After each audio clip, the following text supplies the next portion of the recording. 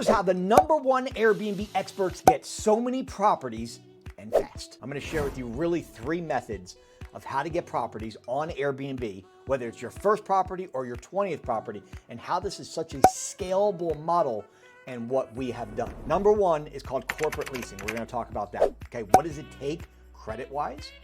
What does it take LLC-wise?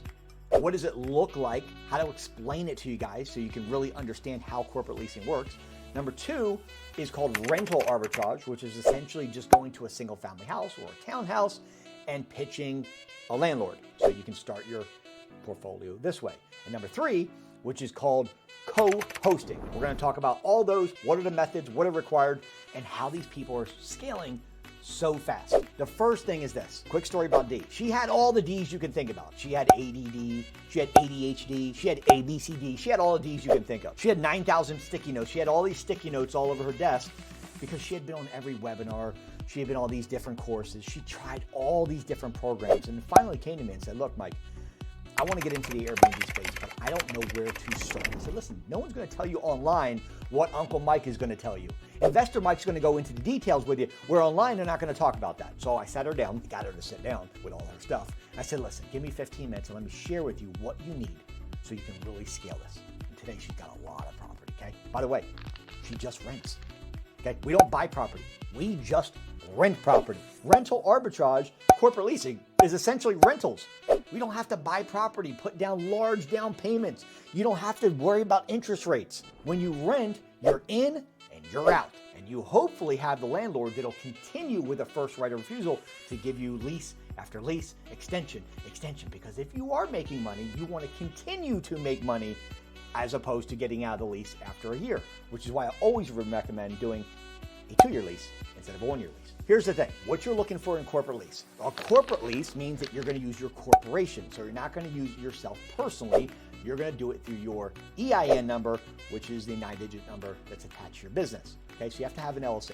Set up a quick LLC, then go to the irs.gov and get your free EIN number. Go open a business bank account. Now you have a legitimate business. Okay, now you can do a corporate lease. But the question is, do you have a 700 plus credit score, and you can fast track your way to a Paydex score of 80. That's the benchmark that we're looking for to be able to do corporate leasing. You want at least an 80 Paydex score. In order to register for your Paydex score, I'm going to have you go to DunandBradstreet.com or DNB.com.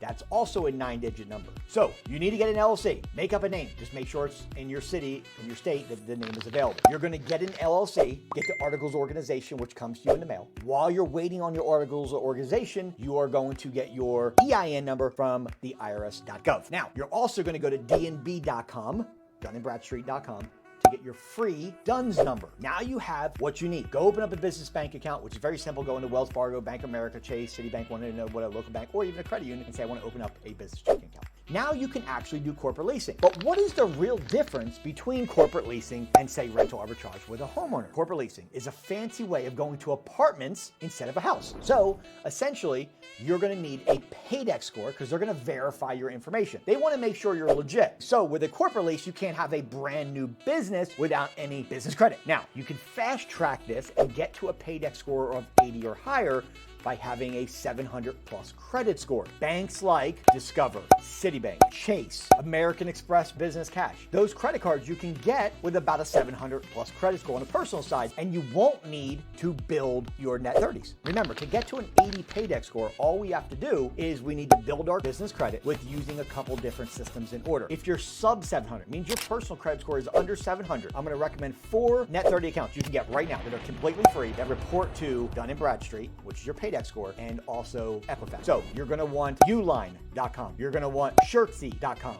You're going to want Granger.com, and you're going to want NAV. These are called net 30s. Okay, these are for people that have under a 700 credit score and you want to build up your business credit because you don't have the personal credit there yet, so you have to rely on kind of doing the slower method. Once you get those 4 accounts showing on your business credit report, which again, NAV, then you can go to vendor accounts, which are basically store cards, and you can go to Chevron Texaco, you can go to Shell Station, you can go to Macy's, you can go to Home Depot, you can go to Lowe's. You can use these store accounts to actually start building business credit as as well. You want a total of 10 lines. So 4 of the net 30s, once they report, get 6 of the store card. Once all 10 report, you should be ready to start getting what they call universal credit, which is Visa, MasterCard, American Express, or Discover. You can bypass the net 30s and the store cards if you want. If your credit score is above 700, you can go straight to the Discover Business. You can go straight to the Citibank Business Card cards. Because you're above 700, you can apply for them already because they're going to use personal guarantor, not the business credit that you don't have. The benchmark, what I'm looking for is for you to be at an 80 paydex score or higher. And that's what apartment complexes are going to use as well when they do the background check for you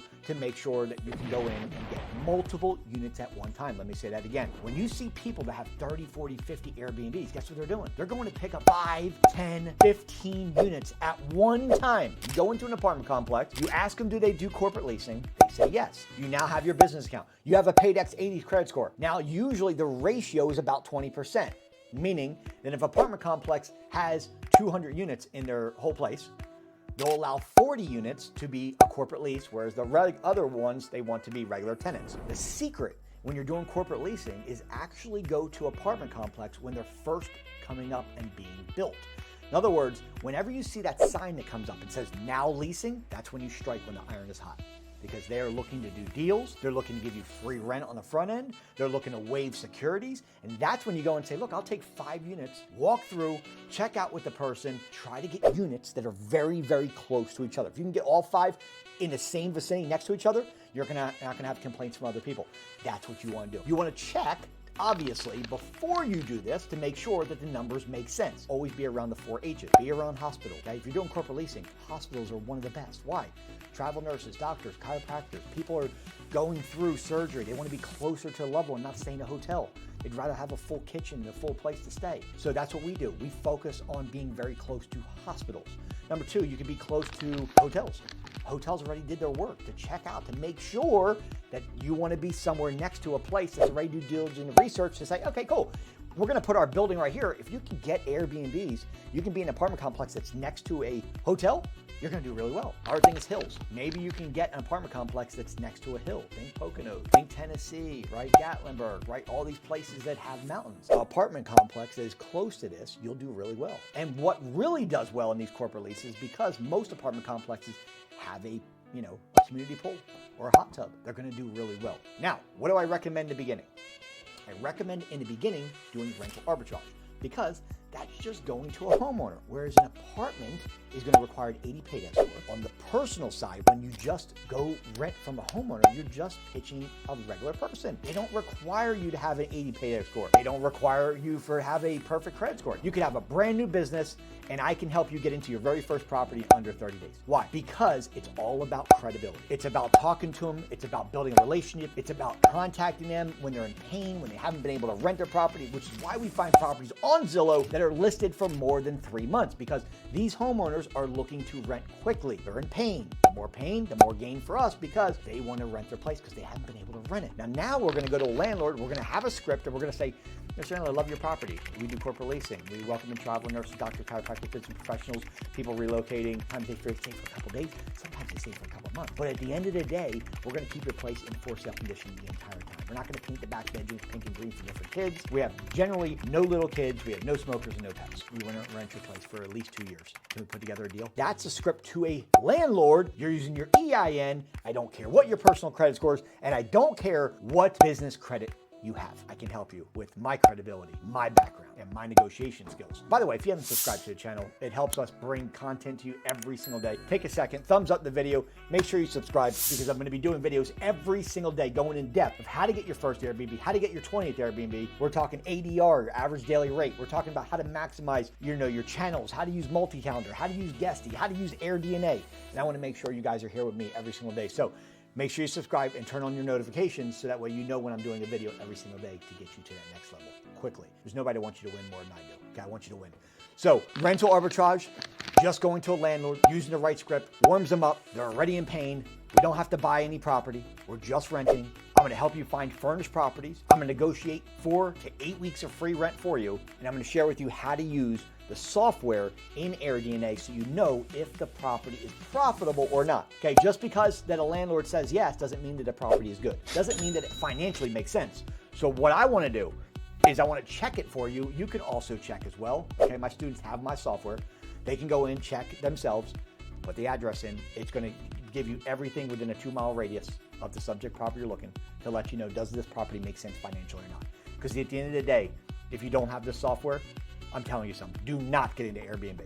The failure rate is very high if you don't know what you're doing. It can be very good if you know what you're doing. Okay, it's a very scalable model. You can make some money if you do it right. There's also, in any investment, there's a risk. What I do is I mitigate the risk of you losing your money, losing your time, and doing this the wrong way. Okay, I help students mitigate those risks. And more importantly, there's another method called co-hosting. If you don't have any money, but you have a lot of time, co-hosting might be an option. But what that is you're gonna reach out to people who are already doing Airbnb and say, look, I understand that there is guest communication and that you're gonna be dealing with the cleaners. You're gonna have to manage the property, and I know you're busy. And what I'll do for 15% of the gross revenue is actually manage a property for you. Now, the problem with this is it's very scalable, but if you have no credibility, just like with rental arbitrage, getting your first property with no credibility is very difficult. If you came to me and you were like, hey, Mike, I want to manage all your properties, for example, I would say, okay, cool, tell me your credibility. How long have you been doing this? How many Airbnbs do you have? What's your rating, right? You say to me, I don't have any of that.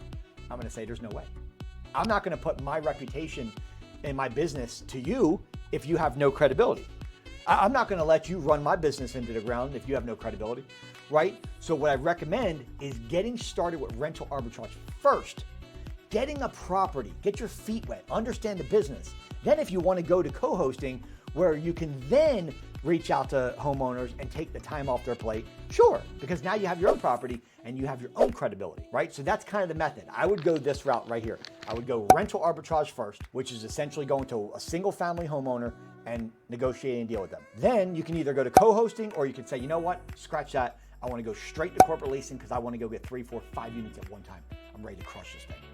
Let me know in comments, where do you want to go? Do you want to start with corporate leasing because you have an 80 payback score and you're just like, look, I just want to go get 4 or 5 units right now from an apartment complex? I can help you. That's number one. Put in co-hosting if you're looking for, maybe you got a rental arbitrage ready and you're just looking to start co-hosting. If you want to do rental arbitrage, just let me know in the comments. Say rental arbitrage. That way I know where you're at. I want you to be able to do whatever you feel in your life is the most comfortable. What I did in the beginning is I messed up, because I didn't know what I was doing. Once I figured it out, I went to single family houses and I was like, hey, let's negotiate a deal.